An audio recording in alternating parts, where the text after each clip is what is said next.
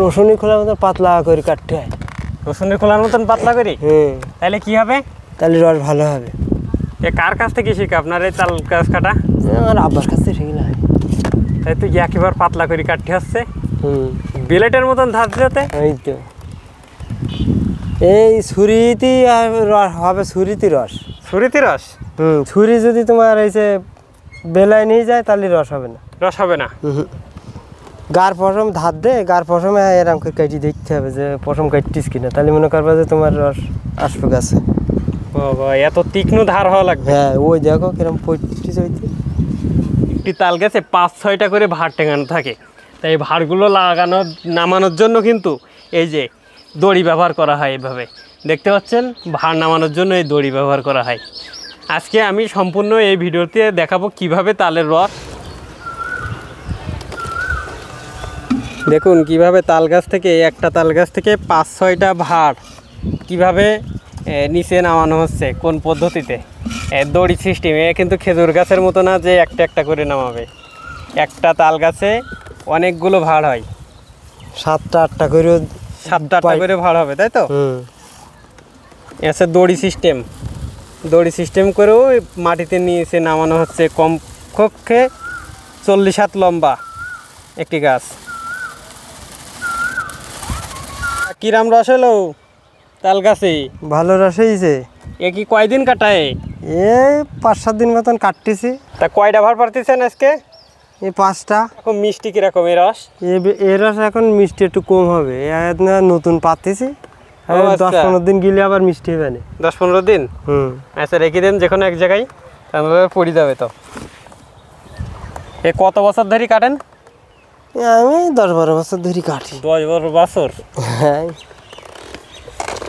এ তো অনেক রিক্সের কাজ, আর উপরে উঠতে হয় অনেক।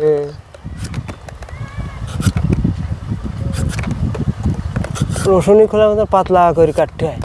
রসুনের খোলার মতন পাতলা করে? তাহলে কি হবে? তাহলে রস ভালো হবে। আর নাই তো তোমার 3 বেলা কাটলে না ফুরুই যাবে। ও, প্রতিদিন এই রস কয় বেলা কাটা লাগে? 3 বেলা। 3 বার কাটা লাগে। কখন কখন? সকালে ভোরে একবার, আর এই দুপুরে একবার, আর সন্ধ্যাবেলা রস লাগাবো। মোট 3 বার? 3 বারই রস লাগাইতে হবে। তাহলে তো এ অনেক কষ্টের কাজ। রস কিভাবে সংগ্রহ করতে হয় তার স্টেপ বাই স্টেপ আজকে আমি দেখাবো। তার প্রথম স্টেপ হচ্ছে, দেখেন এই ভাড়, এটা এই ভাড়ের ভিতরে কিন্তু চুন দিয়েছে। চুন দেওয়ার কারণ কি আপনারা জানেন? এর ভিতরে চুন দেওয়ার একমাত্র কারণ হচ্ছে রসটা আর ঘোলা হবে না এবং জীবাণুমুক্ত হবে। এবং খেজুর গাছে যেমন ভাড়টা পোড় দেওয়া হয়, এই চুন দেওয়ার পরেও কিন্তু এই ভাড়টা পোড় দেওয়া হয়। আর এই দেখতে পাচ্ছেন ইয়া বড় এক তাল গাছ, এখানে 4-5টা ভাড় কিন্তু ফিট করা হবে। আর এই যে দেখতে পাচ্ছেন নিচে তাল গাছের অতিরিক্ত মোচা, এই অতিরিক্ত মোচাগুলো কেটে দিয়েছে, আর যে কয়টা রেখে দিয়েছে সেগুলোই কিন্তু রস হবে। আর কথায় আছে না, তাল গাছের 2.5 হাত, তা তাল গাছে উঠতে কিন্তু অনেক কষ্ট হয়। কিসের জন্য জানেন? তাল গাছ তো তেলা, আর খেজুর গাছে উঠবেন কত আনন্দে কিন্তু উঠে যেতে পারি আমি আপনি চাইলেই, কিন্তু এই তাল গাছে উঠতে হলে আপনাকে এরকম বাঁশ ব্যবহার করতে হবে। এই বাঁশ ব্যবহার করে এভাবে কিন্তু উঠতে হবে, অনেকটা রিস্ক এই তাল গাছে ওঠা। আর গাছে ওঠা তো অনেক কষ্ট দেখলাম। ওই দেখো এটা ফোট গলতি কিরম, খেজুর গাছে যেরকম টপ টপ করে পড়ে ওরকম টপ টপ করে পড়ছে দেখছি। ওই যত পুরন হবে তত বেশি পড়বে, যত পুরন হবে তত বেশি পড়বে। হ্যাঁ, তত তোমার এক ভাব পড়তে থাকবে। মানে এই আর এর ভিতরে ফেসু দেওয়া কেন ওই জায়গায় এই মুখে ফেসু দিয়েছি যেন পোকামাকড় এসে যেন রস নষ্ট না করে দেয়। ও আচ্ছা, পোকামাকড় এসে রস নষ্ট করবে। কাঠবিড়ালি বেশি নষ্ট করে নাকি পাখি? না, ওই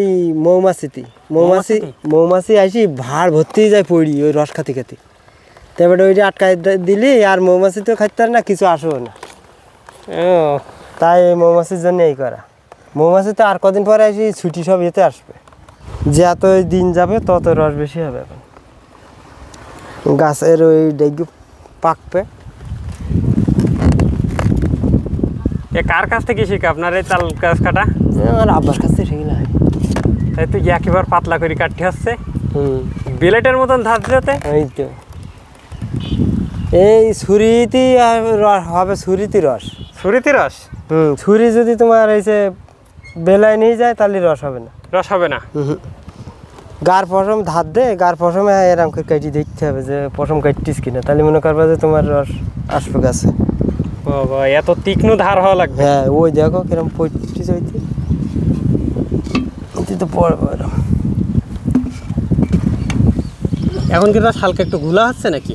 হ্যাঁ দুপুরের রস ঘোলা, সন্ধ্যেবেলার রস পরিষ্কার গাঙ্গের পানির মতন থাকবে। আর এই এখন দড়ি না দিয়ে তাঁত। আর দড়ি দিয়ে এইভাবে বেঁধে রাখতে হবে, হ্যাঁ তা না হলে ঝুলি পড়ে যাবে নাকি? দেয় তো, নয়তো তো পড়ে যাবে। ওই যেরকম খেজুর গাছে বেঁধে রাখে ওরা বেঁধে রাখতে হবে। ওপরের মশায় রস হয় বেশি,